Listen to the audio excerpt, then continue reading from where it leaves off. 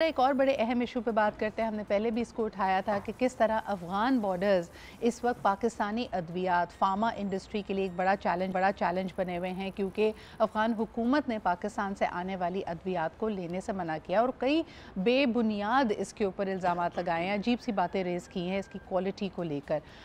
It's a very sensitive issue. आइए ज़रा इसको डिस्कस करते हैं, both sides of the borders पे इस पर क्या फ़र्क पड़ेगा। हमने पहले जब इस बात को उठाया तो कैसे साहब का कहना था कि दूसरे ममालिक तैयार हैं, ईरान तैयार होगा, इसके अलावा तुर्की तैयार होगा, इंडिया तैयार होगा इस मार्केट को कैप्चर करने के लिए। सो इज़ इट प्योरली बिजनेस या ह्यूमैनिटेरियन ग्राउंड्स पे पाकिस्तान से आने वाली अद्वियात सबसे ज़्यादा सस्टेनेबल सोल्यूशन है for the future of Afghanistan? Let's discuss this. बहुत बहुत शुक्रिया आपके यहाँ मौजूद होने का। तौकीरुल हक साहब former chairman of the Pakistan pharmaceutical manufacturers association है, आपकी आमद का शुक्रिया। Thank you. तकरीबन 4.4 ट्रिलियन रुपीस की बात की जा रही है कि पाकिस्तानी फार्मास्यूटिकल कंपनीज़ को इतना नुकसान होगा।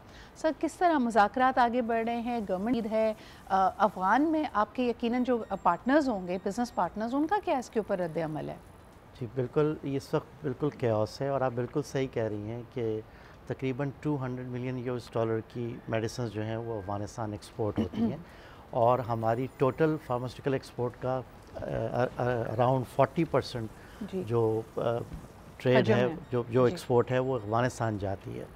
तो ये जो बॉर्डर क्लोजर हुआ है इसकी वजह से देखिए अफ़गानिस्तान में तकरीबन 70% जो उनकी मेडिसिन की रिक्वायरमेंट पाकिस्तान पूरी कर रहा है और इस वक्त सबसे सस्ती मेडिसिन पाकिस्तान से ही उनको मिलती हैं। अब इशू ये हुआ है कि इस बॉर्डर क्लोजर से सिर्फ यही नहीं है कि जो bilateral trade between two neighbours have been affected, it is extended beyond this, क्योंकि जो हमारा रूट है फॉर सेंट्रल एशिया जैसे कि ताजिकिस्तान, तुर्कमेनिस्तान, आज़रबाईजान और ये सारा जो रूट है, ट्रेड नॉट ओनली मेडिसिन बल्कि बाकी ट्रेड भी जो है वो ये रूट वो सारे वो रूट जो है ना हमारा एक्सेस टू सेंट्रल एशिया जो है वो कट हो गया है। अच्छा, अब ये है ना कि इस पे फार्मास्यूटिकल कंपनीज़ ने spend lots of investment and years to establish business there. तो जब ये रूट वहाँ से बंद हो रहा है तो वो भी एक सोच रहे हैं कि जी किसी दूसरे रूट की तरफ चला जाए। तो आई थिंक कि ये कोई पॉलिटिकल कंसेशन नहीं है, ये इकोनॉमिक नेसेसिटी है कि वी डू अंडरस्टैंड कि सिक्योरिटी ये सारी चीज़ें इंपॉर्टेंट है। पहले तो मुझे बताइए, ये जो उसूली स्टांस की बात की जा रही है, लिया गया है, ये अफ़गानिस्तान की तरफ से है या पाकिस्तान की तरफ से? नंबर वन, ये बॉर्डर क्लोजर। सेकेंडली, जब आप बात करते हैं अगर तो ये सिर्फ अफ़गानिस्तान की तरफ से, are they singling out only Pakistani pharma? ये सवाल मेरा इसलिए आपसे होगा क्योंकि Afghanistan is a landlocked country, उसको बहुत सारी दरामदाद और ज़रूरियात के लिए पाकिस्तान के इस ट्रेड रूट पे डिपेंड करना पड़ता है। So is it only pharma that they are singling out? नहीं, आई थिंक बाकी ट्रेड भी जो है ना वो इफ़ेक्ट हुई है। और जो आपका सवाल है कि मेरे ख़्याल में दोनों तरफ से है ये, क्योंकि जब हमने फौरी तौर पे SIFC को और मिनिस्ट्री ऑफ कॉमर्स को हमने राइटिंग में लिखा है कि हमारे तकरीबन 1 बिलियन के करीब जो मेडिसिन हैं वो कंटेनर्स में या तो फंसी हुई हैं जो कि एक्सपायर हो जाएंगी, और इसके साथ साथ जो है जिन कंपनीज़ ने बना के रखा है वो नहीं भेज पा रहे।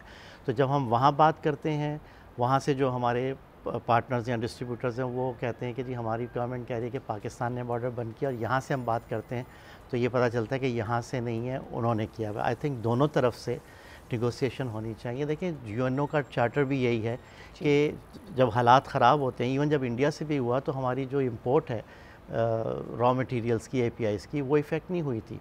और इसी तरह रशिया में जो आप देखें बहुत सी एक्सपोर्ट पे सैंक्शन है लेकिन मेडिसिन पे नहीं है।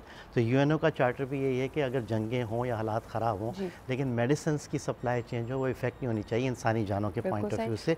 तो हमारी प्ली ये है कि yes, as an association we do understand कि national security is very important, but there should be some institutionalized border management system जिससे आपकी सिक्योरिटी भी मेंटेन रहे, लेकिन साथ साथ जो आपकी इकोनॉमी है या आपकी जो ट्रेड है, नॉट ओनली विद अफ़गानिस्तान, इसमें जो सेंट्रल एशिया जो है, जिस पे अभी आपने देखा होगा कि उज़्बेकिस्तान पाकिस्तान की रेलवे का स्टार्ट था कि जी यहाँ रेलवे लाइन बिछेगी और फिर ट्रेड एग्रीमेंट्स हैं, और फिर चाइना और रशिया ने इस कॉरिडोर को यूज़ करने के लिए थ्रू पाकिस्तान एक बहुत बड़ी इन्वेस्टमेंट की है, तो जब ये स्टेबिलिटी नज़र नहीं आएगी और कंटिन्यूसली बार बार बॉर्डर क्लोज़ होंगे तो वो फिर दूसरे रूट की तरफ जाएंगे। तो ये पाकिस्तान के लिए सिक्योरिटी के साथ साथ इसकी इकनॉमिक एक्टिविटी और जो फ्यूचर है कि हमने अपनी एक्सपोर्ट बढ़ानी है, तो वो बुरे तरीके से जेपरडाइज हो रही है।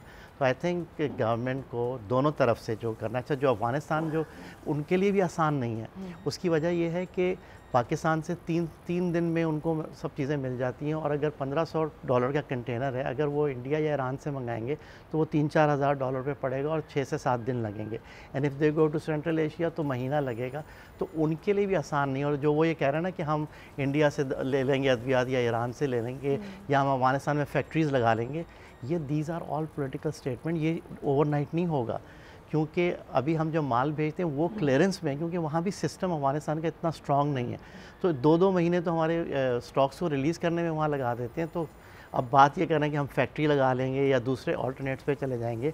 एक मुल्क से आप 3 से 4 दिन में अफोर्डेबल मेडिसिन 70% ले रहे हैं।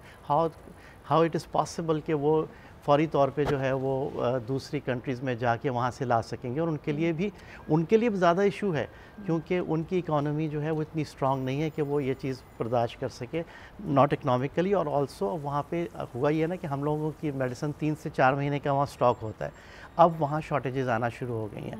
हमारे जो वहाँ पार्टनर्स हैं या डिस्ट्रीब्यूटर्स हैं वहाँ, वो अब बता रहे हैं कि जी डॉक्टर्स शोर मचा रहे हैं, जान बचाने वाली अद्वियात वहाँ कम हो रही हैं, स्टॉक्स कम हो रहा है वहाँ पे, तो उनके लिए भी इशू है। तो I think both the government should understand कि ये नेगोशिएशंस तो चलती रहेंगी, हालात पहले भी ख़राब रहे हैं इंडिया से भी, इनसे भी, लेकिन जो स्पेशली जान बचाने वाली अद्वियात हैं या मेडिसिन हैं, उनकी सप्लाई चेन दोनों गवर्नमेंट को सोचना चाहिए, for the sake of people's life and also for the trade off both the countries. बिल्कुल सही। बहुत बहुत शुक्रिया तौकीर साहब हमारे साथ मौजूद होने के लिए and putting your weight behind such an important issue.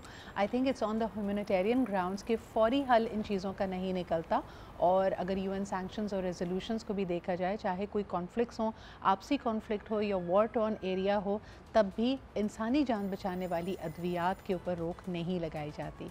इसी के साथ हम लेते हैं एक छोटा सा break. Will be back with more stories.